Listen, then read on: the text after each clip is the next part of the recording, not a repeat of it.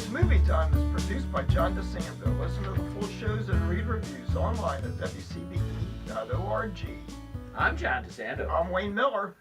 This is It's Movie Time. It is. And it's road trip time. Yep. With the Green Book. Oh. With the Green Book for how to travel if you're African American in the South. I know.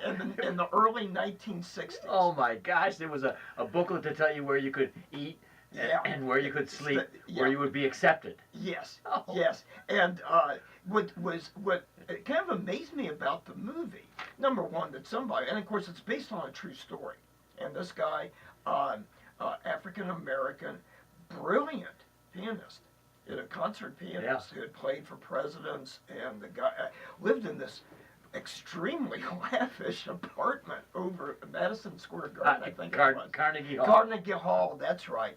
And this is a true story. Yes. It's based on a true story. Yes, yeah. And he hires a guy who is, it seems like almost your typical New York Italian. Oh, Italian-American, mob-related.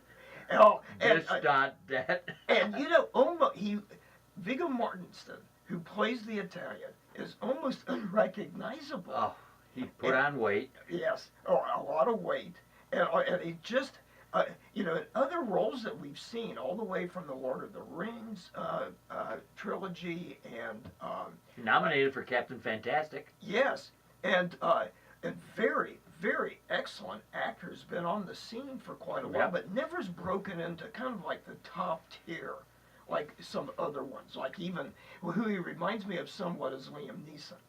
How he was kind of a big, kind of beefy guy that could definitely take care of business. Well, Tony and Dr. Don Shirley are taking a road trip into the deep South. Yes. This is not something a black man in 1962 really should do. No. And the stairs that they get, that here this white man is driving him around.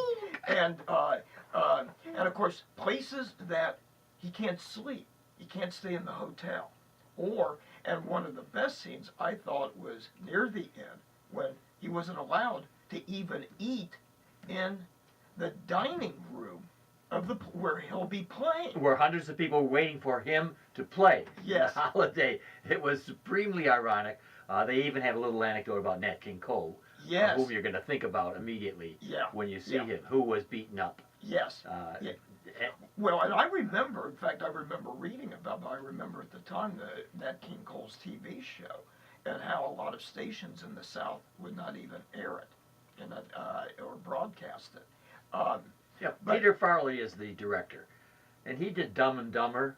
Yeah, and there's something about Mary, which was fairly good. Yes, but he's more known for the comedy. Yeah, and there is some humor in this, fortunately, because it does. I bet it makes you squirm sometimes at how he's treated, and compared to the person who he's hired, who's kind of treated with respect, whereas this doctor and this brilliant musician is not treated very well at all. Yeah. And I guess the one thing that I really liked about this, it gave me the sense, you always hear about when Mozart or others would play in these parlors of these big mansions, and you get the feel for some of that here, where people would hire a musician to entertain. Well, I mean, it has all the weight of patronage with racism thrown on the other side. Yes. It's a pretty tough haul.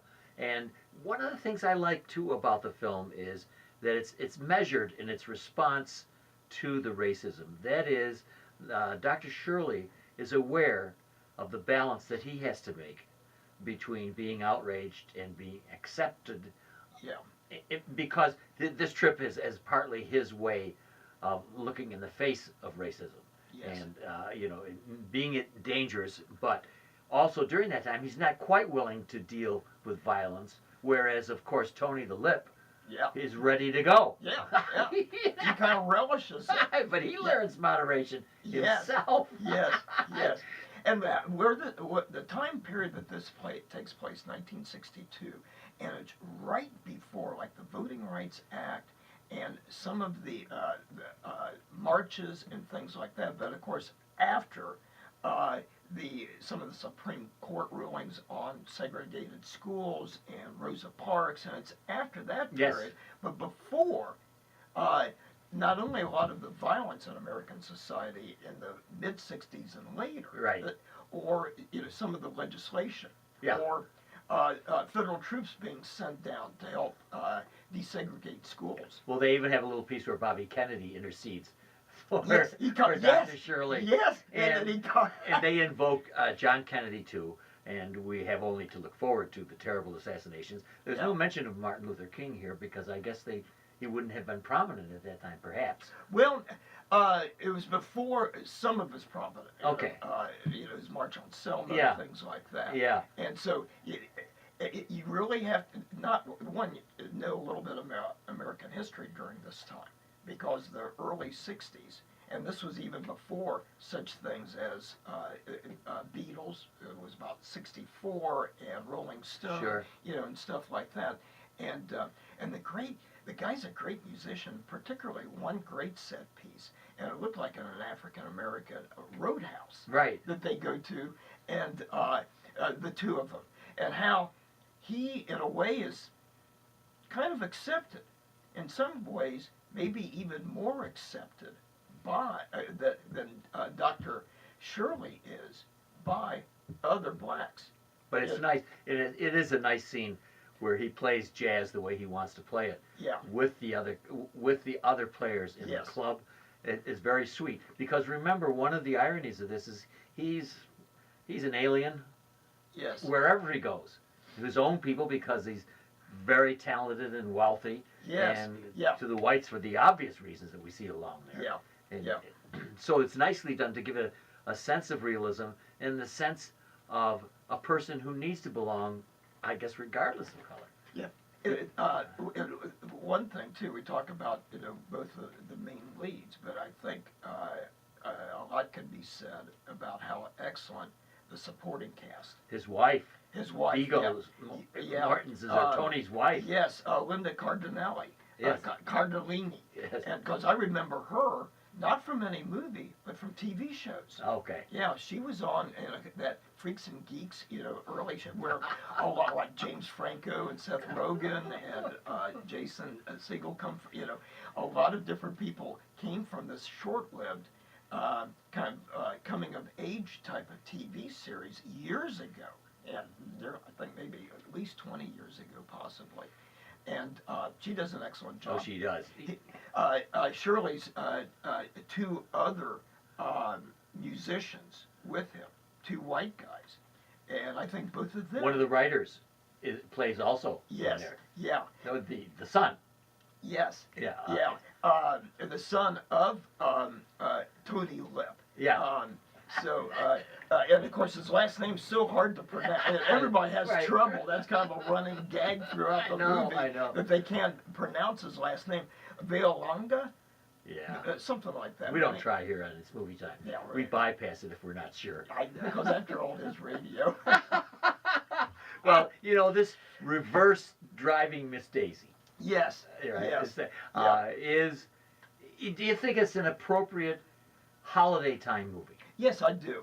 Okay. I think, particularly near the end, and not to be a spoiler. Well, give it you, away. as in any movie with hardcore Italians, Yes. there's going to be a big dinner, A big family dinner, There is- and at Christmas time. and there's going to be shouting and screaming. And this is a good, even though that the holidays are just kind of touched on until the end. Until the end. Until the end, and then you see somebody who is embraced by a huge, loving Italian family. Yes, yes. A very lonely person. who's embraced by them. It's somewhat boilerplate that a holiday movie will end up like Yeah. this, and so be it. But I'm with you, and I think this may be a keeper over the years.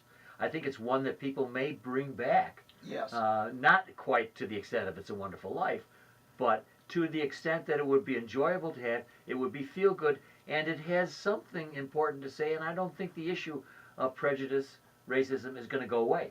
No, unfortunately not. And but the one thing about this, there's certain times that it kind of takes it, and even the acting, just a bit too far. Mortensen's Tony the Lip character just almost borders. He pulls back from it, but almost borders a stereotype. Oh, I know, I agree. And and a lot of people in this kind of border this kind of it just kind of dents some of the realism and verisimilitude. Yeah, of the you know, it also borders on caricature. Yes. You know, the yes. kind of making fun of these stereotypes. And, Yes. Yeah, and that's everything from, particularly some of the what they probably consider themselves very liberal Southern whites, liberal because they invite in an African American to perform Right. for them. right. But it doesn't stray far from some of the things from the antebellum, the slavery years, where they would have, because it reminds me of a scene in the series Roots, decades ago, where they have, I think it was played by Lou Gossett Jr., fiddler. And, Yes. and he, they have him play for their white guests and things like that. Well, I was at a very fine point in my life at that time, and I was, as usual, clueless Mm-hmm. about the kind of suffering Oh, that yes. black folk had to Yeah. go through, Yeah, particularly in the South. I think we knew it, but we didn't know it. yeah, particularly, but also in some other northern or western states. Yep. In California, Detroit, Yep. for example. Sure. Well, Wayne Miller, the film is Green Book. Yes. What grade would you award it? And I'm kind of veered between B plus. I don't want to and hear A it. minus. I just want to know what grade you're going to B get. plus. All right. Because it's a great movie. I really like the movie, but sometimes it could kind of border into being somewhat unrealistic And I'm gonna- stereotypical. I'm going to be standing right with you, but maybe a little ahead and push it toward an A minus, Yeah. simply because, once again, I'm a softie at holiday time. I know. All right. And here it is. You're going to be making turkey for your family first, I am. on And you can be Thanksgiving sure Day. we'll be yelling and screaming just the way they are.